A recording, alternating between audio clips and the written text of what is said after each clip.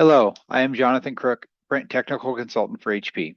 In this training video, I will quickly show you how to set up scanning into a SharePoint 365 document folder in the FutureSmart 5 firmware platform on our enterprise class devices. Depending on your model and firmware level, some features or buttons may not be available. Today, I'm using an enterprise class 6 series device with flow features.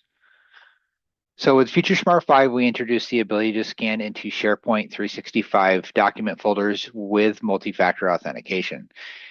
To set this up, we're going to utilize QuickSets, and it's pretty straightforward. So you're going to sign into the EWS as the administrator, and you're going to go into Scan Digital Send and Scan to SharePoint settings. From here, you can see it's going to list out any quick sets for Scan to SharePoint that have already been set up on the machine. But if you don't have any, all you need to do is click on Add here at the bottom. For this demonstration, I'm going to edit the existing one I have here. So just like most quick sets, you're going to give it a name, and you're going to follow the wizard along by clicking Next. Now, this is where we add in the path for where you want your documents to reside. So the path itself can be different if you're not familiar with SharePoint and where your documents go, right? So if you're not sure what the folder path is going to be, you're going to log into your SharePoint site, and you're going to go to the documents.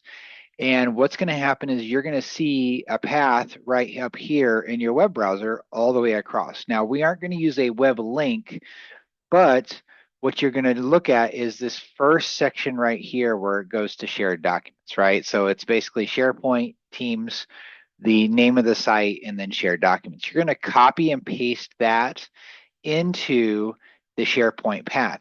Now, the one thing to note is that web links do utilize a %20 to indicate a space for naming.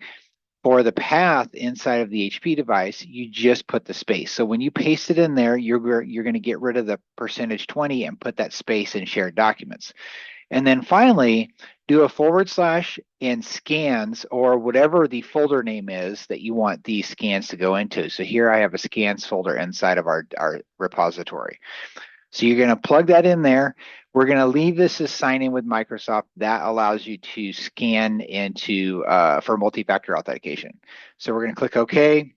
And then once we have our SharePoint path here, you click on Next, and you're going to see a lot of the same screens that you would during setups for quick sets in the wizard.